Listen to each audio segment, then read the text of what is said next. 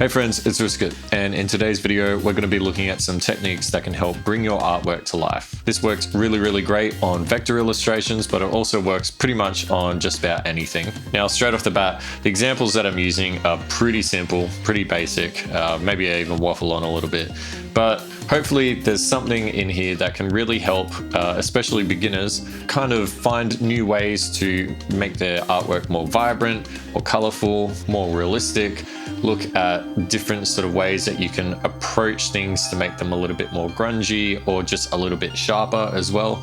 We'll also be looking at some of my previous artwork and just sort of seeing these effects sort of laid on top so that you can see the difference between what I usually finish when I've finished designing an artwork versus what we get once I've applied all of these sorts of things. If you have any questions, feel free to comment down below. And just quickly before we start the video, I know that I've been missing for a while. I've had a lot of people reach out to me, even people asking if I'm dead. Not dead, just really busy. So I know a lot of people are really craving more Affinity tutorials, and a lot of people are also asking for more Moho tutorials. I have done them. I've recorded a lot of stuff for them. It's just finding the time to edit them, come up with the scripts, make the videos sort of clear and concise, because I do have a tendency to waffle and I kind of want to just make them better. So just know that they are on their way. Anyways, with that aside, let's get stuck into the video. All right, so here's a quick little vector illustration I've thrown together. I pretty much just typed vector illustration into Google Images and just picked one that I liked and kind of tried to replicate it a little bit. I just thought we'd quickly throw something together. I don't like how that cloud is poking over the leaf. So yeah, very rough, pretty crappy, but I think it's going to be good enough to demonstrate a few things so that we can try and bring this to life. Now, obviously, you're using this for something like web design, or you need your vectors to be scalable. Applying a lot of what I'm about to show you isn't really going to do you any favors, but I'm more approaching this from an illustrated perspective because all of these techniques can work with either vector or pixel illustrations. It's just to sort of make things look a lot nicer. So the first thing we're going to do is actually leave Affinity Photo. So, well, we'll duplicate this group over here of everything. And then I'm going to right click it and go rasterize and trim. So this is now just a pixel image. And if we zoom in, yeah, you can see all the pixels. So it's no longer a vector. Let's copy that. And then we'll go to Affinity Photo and go File, New from Clipboard. And now we can start doing some stuff inside of Affinity Photo.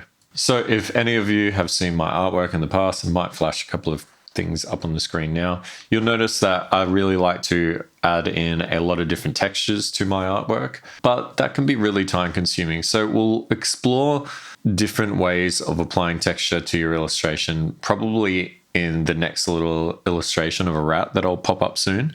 But for now, let's look at some sort of quick and dirty ways that we can achieve this. So one thing we can do is bring in a grunge texture. So you can go to the stock tab and search for a grunge texture here, but I'm just going to import one I've got sitting on my other monitor here. And it's really big, so let's sort of scale this down slightly, something like that. Cool. Now, straight off the bat, we can sort of use this as a texture, but this has some color information in it. So if we zoom in, we can see there's actually like some blues and yellows hidden in there. It almost looks black and white. And what I'm about to do works so much better with black and white images, because if you use color grunge textures like this one, for example, I'll just quickly show you. We'll use the blend mode overlay. And yeah, toggling this on and off, you can really see that it's playing around a lot with our colors. Like this sky is yeah, it's terrible. So what we want to do is turn this texture to be black and white. So we'll go down to adjustments here, switch it to black and white. And you can play around with these, but I find it a lot easier to select that layer. And you can either use levels, but a quicker way, I suppose, is to just use the contrast. So we'll drop the contrast a little bit just so it's not too full on. Might even drop the brightness slightly too, just to sort of help flatten things out slightly. Sweet, and now that we've got that, let's apply this overlay. Now, yeah, you can use different blend modes. There's no right or wrong one to choose. I just find like, so yeah, soft light actually looks really good. Soft light, hard light, and overlay are sort of the ways to go. I'm going to use overlay for this one. And we can just start to lower the opacity all the way, and then we'll slowly start to introduce things. And already it's kind of giving it like this old sort of worn out postcard look. Don't think that you just have to use this on landscape. So like you can apply this sort of effect to any vector illustration and it's just going to look a lot better, in my opinion. Already we've got some like dark patches like this guy down here and some white streaks. That's the texture showing through, and yeah, we want that. But let's say you want a little bit more control over what does and doesn't shine through. So I would use the blend options, which is this little gear up here. Bring this over, and what we can do is under source layer ranges, that's meaning this layer here, we can either drop the highlights or drop the shadows. So yeah, if we drop these shadows, we can see, keep an eye on these little black sections down here. We can see they slowly start to fade out until they disappear, but it keeps all of the white information. And yeah, vice versa, we can drop out some of that white, but still keep that dark stuff. So it's entirely up to you what you want to go with. I'm probably just going to drop those whites ever so slightly. I think that looks pretty good. So now that I'm happy with how the texture is, I'm going to group that and duplicate the group. We'll turn this off and we'll take this group and rasterize and trim. So now we've got a flattened version of that image. And what I like to do from here is some types of sharpening. The one I'm going to use is underneath the effects down here. We'll go to high pass, and yeah, our image looks great. So we're going to slowly introduce this.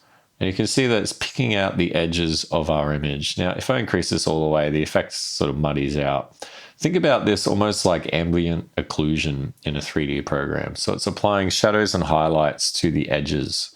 And what I'm looking for is, I don't want it to be too low, like that can be really useful for a lot of different projects, but I'm just slowly increasing it until I can start to see the texture being captured. So probably about there. That might even be a little bit too heavy, but we'll see how we go. And now we need to use a blend mode to blend this in with the rest of our image. So I'm going to hit blend mode, and the ones I like to use for this is either soft light or hard light. Soft light's going to give a weaker effect, hard light will give a stronger effect. And if we toggle this on and off, let's drop that down. It's very subtle, but it's really bringing out those edges. So let's zoom in a little bit and keep an eye mainly like along these straight edges of the peaks. Maybe this one here is a good option. So we'll drop this all the way and introduce it. And yeah, you can see it's almost applying shadows between these mountains. Maybe something about there. Again, super subtle effect, like you can really go nuts with it. But yeah, I would leave it like that. Cool. So I'm going to bring this high pass layer out and leave it on top. And I'm going to duplicate our base image. So we'll turn off this high pass. And one other thing I like to do here is, and I don't really use this a lot, but sometimes it can be really cool for introducing a lot more grunge to your image. So we'll hit the tone mapping persona. Sometimes this takes a little bit long to load as well, depending on the size of your image. And under presets, you can flick between a bunch of these, but what I'm looking for is, I'll go to this James Riston Customs, which comes pre-installed, scroll all the way down, and nighttime black and white. This is a good starting point. We can start to increase the exposure a little bit, but just keep in mind all of those white areas are kind of going to be left untouched. Let's increase the contrast. And yeah, I mean, let's just go really nuts with this. Maybe something like that. Cool. Once you're happy, we'll hit apply, and that's going to apply that to that duplicate of the layer that we made. Now, instead of using the high pass straight away, we can actually use soft light or hard light for this. Now you can see it's pretty full on. So we'll just drop this to 0 and let's slowly introduce it. And yeah, it's a pretty strong effect, but pairing that with the high pass can look pretty neat. So maybe we'll just introduce it very softly and we'll drop the high pass opacity as well. Sweet. So that's looking pretty cool so far. Let's group all of that and we'll rasterize it. Now let's talk a little bit about color correction because I really don't like the colors of this image that I've used, but I've kind of done that on purpose just to sort of showcase this next part. So one thing I always like to do on a lot of my images is apply a lens filter straight off the bat. And already you can see that this is starting to tie things together. So let's just toggle that on and off. We can see that it's made all of our blues a lot warmer, and it's really enhanced the yellows. So even the whites of the mountain are starting to turn yellow. And that's because it's essentially applying this orange filter over the top of things. So we can increase this all the way, get a real summery vibe. Let's leave it at about 50. And yeah, if yellow is not your thing and you're after a cooler image, you could definitely switch this to cooler, colder temperatures and start to get some sort of icier looks. So I'm going to leave it around 50 and switch back to the orange that we had, which is roughly around there. And now we can start doing some color correction on top of this. I mean, you can do the color correction first if you want. Sometimes it's good to have the lens filter afterwards. So I like to use color balance. So I sometimes like to make my midtones a little pink. And we'll go to the shadows. I like to make the shadows quite blue and the highlights quite yellow. And doing those in the reverse order can be really good as well. Obviously, I've done this pretty strong, so we'll just slowly introduce that. Yeah, cool. And yeah, you might want to put the lens filter on top of this. It's entirely up to you sort of how you want to go about doing this. Just sort of find something that you like. Alternatively, and I'll just delete that color balance thing, you can also use the curves, which I think it's a lot easier to use once you get the hang of it. So yeah, we could say that we want the blues to be a bit darker, and you'll see that they drop right down. Yeah, just sort of experiment. See what you like. I think maybe there's too much green in that as well. We'll increase the reds.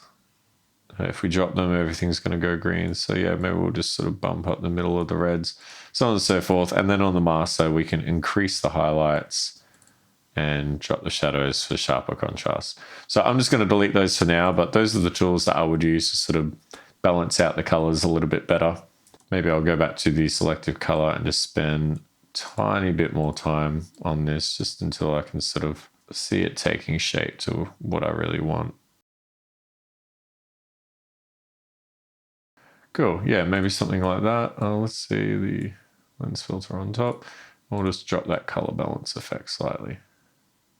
Sweet, so things are really starting to come together now. I mean, that texturing effect is pretty strong. I probably overdid it there. But yeah, I kind of like the way that it's starting to blend together. So here's an infographic that I did for an Affinity creative session. There's a full video of this on Affinity's channel if you want to go and check it out, and I'll link to it down below in the description.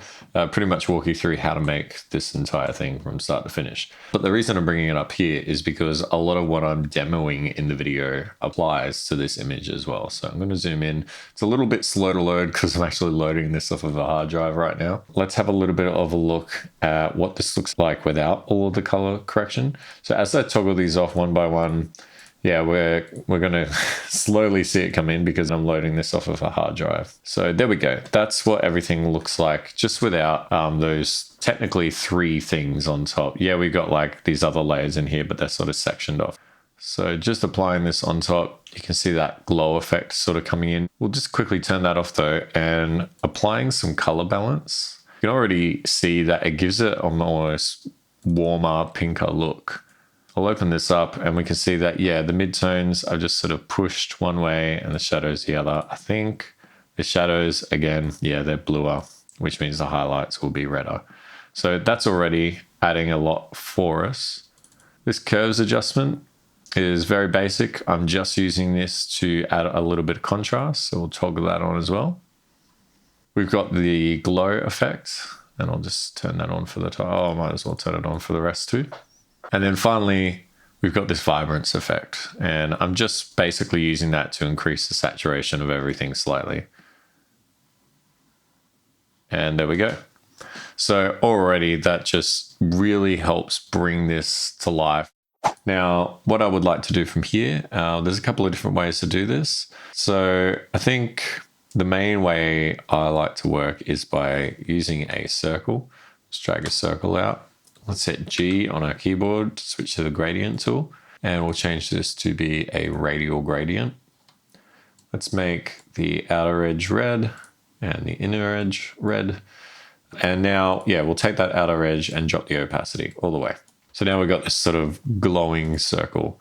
And what we can do with this is place it around different parts of our image that we either want to be sort of kind of shiny. Think of this like bloom in video games. So yeah, with this red selected, we can go to the blend modes and then switch this to color dodge. And yeah, already you can kind of see what this is starting to do to our image. Obviously, we're going to drop the opacity. But one cool thing that you could try is just make a little cluster of these, maybe along the peaks. Doesn't matter if they're sort of touching and overlapping. Maybe something like that. We'll drop this one down a little bit in size. And yeah, you can skew and warp these. They don't have to be circles. Great. And then once we're happy with those, we'll switch them back to normal and actually just group them and then apply a color dodge to the whole group. And now we can drop this down and just increase it slightly. So yeah, it's super subtle. Now you don't have to use the circles for that either. I mean, you can just switch to a basic soft brush and paint this on. So let's pick red, and we're doing this in the same group. I'll just do this outside of the group. So I don't know, maybe these rocks, we could paint a little bit on, a little bit there. I don't know, it's entirely up to you. You get the idea. And now, yeah, we can switch this to color dodge and play around with the opacity.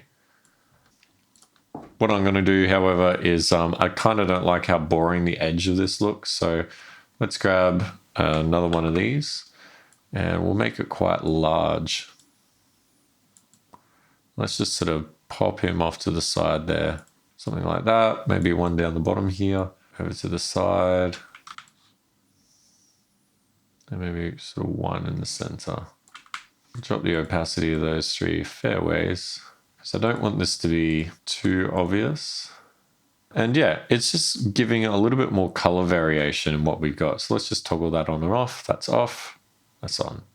So it's pretty obvious when you're seeing it toggle on and off, but if you sort of just play around with it and sort of find a little bit of what you like, you'll be able to dial it in to exactly where you want it.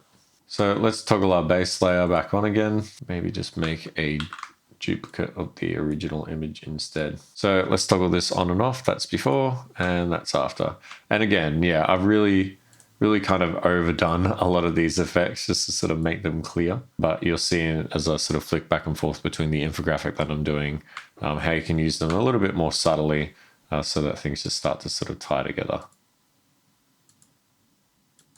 If we go down to the book section and we turn off these sort of glow effects, quite plain and boring, but adding it on top, we get this sort of variety of color. I think at a quick glance, people are really just seeing, oh yeah, you know, it's black and white. But that subtleness of color being introduced can sort of make it feel like it's in the real world. Now, finally, what I would normally do here is come in and apply add noise. Noise is a really good way. It's probably not going to work too well with this image, but it can be really good to sort of add a little bit more realism to your artwork. You will need to find the zoom tool, however, and make sure that you are zoomed into 100% because you will not see the noise effect display properly if you're not zoomed into 100%. And I might want to take that out of the group. So yeah, if we increase this all the way, it gets quite noisy. But we'll just sort of slowly start to bring it in. We don't want too much. Again, because this image has so much texture on it, it's quite hard to see. But the reason I'm saying to stay zoomed in 100% is, yeah, if I were to zoom out right now, the noise kind of doesn't zoom out. And you won't really see what it looks like until you export it, or the other way around that is to just stay zoomed at 100% and you'll see what the noise is going to look like when you export it. And yeah, from here, you could probably go ahead and maybe even apply a vignette as well. I like to sort of change the shape slightly, make it a lot softer and scale it out. And if you're not happy with exactly how that's looking, just play around with the opacity again. Sweet. And yeah, I mean, it's a pretty full-on example, definitely overdone to the max, but I think you're starting to sort of see different things that you can apply to your artwork to help bring them to life. If we were to just take our original image and apply these effects on top of it, even like that's without any of the texture, it already just looks, in my opinion, infinitely better, like toggling that on and off. It just sort of, yeah, it helps tie everything together. I think the noise is a lot easier to sort of see what's going on with that now too. I'd probably even go ahead and just turn the noise down slightly. Something like that. And yeah, maybe we'll just bring up this grunge texture one more time, but we'll just drop the opacity down heaps, just so it's super subtle. And from there, we could probably just try applying high pass. So yeah, I'm kind of redoing the image at the moment, just to sort of see if we can make things a little bit more subtle. There we go. Yeah, I think that looks a little bit better than that. That was shocking. But yeah, this is kind of what I'd be going for. You could just endlessly play around with this until you get something that you really like. But yeah, I think that now definitely looks a lot nicer than that. So now that we've looked at sort of how to apply those things to a landscape, let's look at a few other texture sort of things with this crappy little rat illustration I put together here, and a couple of other subtle things that we can do to sort of spice things up.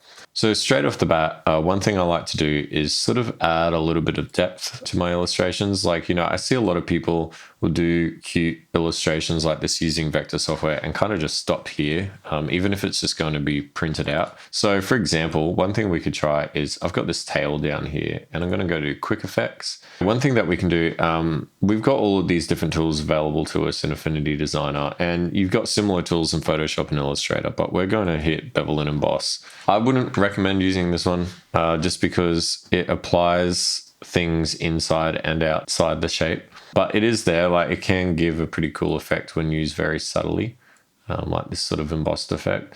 But what I usually like to use is 3D, and this is sort of like a quick and easy way. So for the tail, it's pretty beneficial. If we bump up the opacity, we can see if we drop this down, it makes the tail look quite flat. Put it up most of the way and we get this sort of rounded edge, and then we can drop the opacity slightly so it's very subtle. Maybe something like that. So yeah, already that tail just looks a lot more like a tail. That's definitely like the quick and dirty solution. Another thing that you can try is, let's have a look at this arm, for example. Let's say we wanted like an edge highlight just around one side of the arm. So I would select this, duplicate it, and we'll get rid of the fill and apply a stroke. For my highlights, you can use white if you want, but I would usually use like a really off yellow, something like that. And we'll get rid of this part of the stroke here. So we just got it along that outside edge, and maybe just to make this all a little bit clearer, we'll just fill in this background with a dark color, maybe like a dark purple or something. Yeah, something like that. Whack it towards the back. Cool. So yeah, now we've got this sort of cool little edge here. We can play around like we would with any other stroke, maybe even just bring it down to here, whatever you want to do. But I think one really important feature is to go to the stroke tools. Now in Adobe Illustrator, I think you just press Shift W off the top of my head, and you can sort of just apply this really easily. In Affinity Designer, we go to stroke and we got these pressure options. Now we got this little graph where if we pull it up and down, we can change the thickness of our stroke, which means that, yeah, if we put a point in the middle and we pull down the sides, now we got this nice tapered edge, and we can increase the stroke size if we really want to see that sort of more visible. I like to keep things kind of small and subtle, but yeah. And yeah, if you want a bit more control, like you can pull and push this and sort of get very specific with exactly where you want things to be. So yeah, very handy. I do use this from time to time, but mainly when the situation calls for it. What we're looking for though is these quick and dirty solutions, which I'm showing off now. So let's delete that and look at another way that we can apply this, but have a little bit more control over how things work. So let's say we wanted to apply this sort of 3D effect with those edge highlights, but to the entire wrap. Well, what we're going to need to do first is duplicate this. And now we want to get rid of any shapes that are in the middle and not poking out. So yeah, that's probably that. And now we can select everything, the arms, the legs, the hand, the head, ears, and nose, and merge this all to one shape. Obviously, that leaves his eyebrow and whisker. And in your use case, maybe you've got strokes that you want to be included as well. So that's fine. Just select your stroke, go to Layer, Expand Strokes, and now that stroke is a shape. We can do this for all of the whiskers as well. So we'll go to Layer, Expand Stroke. We'll join them, drag them out of that group and delete that group. And now, yeah, we can merge the rest of these shapes together. So cool, he's all one shape. We don't need the tail or that. And now we can apply that 3D effect to this shape. Now, yeah, we can see like we can sort of give him a bubbly look. I actually do wonder what that'll look like, but we'll come back to that. Let's keep it nice and subtle for now. Maybe something about there. And now we run into the issue of, well, how do we get our original illustration to show through here?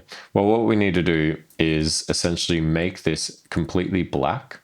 And then we're going to go to the blend layers and apply screen. And what screen does is it gets rid of the black part of whatever you've got there. If you want more control, you can click on the little effects tab and you've got a lot more controls. Like you can change the direction of the 3D effect and sort of give things like backlighting, which is really cool. It's entirely up to you what you want to do. But yeah, usually 9 times out of 10, you can just sort of get away with throwing this in there and maybe playing around with the opacity slightly. So yeah, it just sort of gives off these cool little 3D edge highlights. I wouldn't use it all the time. I'd probably definitely wouldn't use it specifically for this character, but it's something to consider while you're working on, like, you know, trying to make things look a little bit more believable. So just taking a quick closer look at one of my other projects here, you can see that I've made good use of that 3D effect. So on these cables, you can see that there's shadows and highlights. That's simply just the 3D effect being applied. I'm also using it on a lot of these knobs, these sort of grill plates, the screws, pretty much everywhere, just to sort of give things a little bit of depth. Because these are all sort of individual panels, you can see I've applied it to the panels as well. So it can really help just give everything a bit more of a defined edge and sort of, yeah, give a little bit more realism. Now, on this post-it note, for example, you can see that instead of applying the 3D effect, I actually use a drop shadow behind it and I just use that stroke that we were talking about earlier. So just a single stroke on this one side. And I've done that for this one down here as well. Finally, yeah, another good example of this 3D effect being used is I wanted to make this paper not just look like the shape of paper. So if we zoom all the way in, yeah, we can see that there's this little edge highlight around the sides, and that really just sort of gives it that little bit of paper thickness that we're after. So I'm going to turn off those 3D effects for now. So we're just left with our base image. And like we did before with the landscape, let's just talk a little bit about texture. So in all of my illustrations, I've always got loads of texture going on. And just like the quick way that I do that is switch to the pixel persona. Maybe we'll do this on this top ear up here. So I've got that ear selected. You can see it's this one. Let's select a brush. So there's tons of texture brushes built into Affinity, but I like the Frankentoon texturizer brush pack. Maybe we'll use Kitchen Sponge and we'll pick a color that is very similar to the ear, but a lot darker.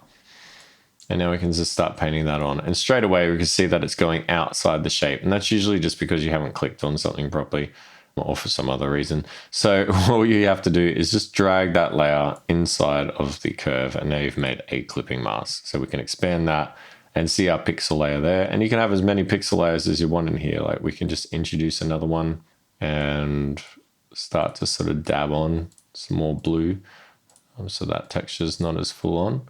Let's say we wanted to add another one with some highlights, and we could switch to a different brush even.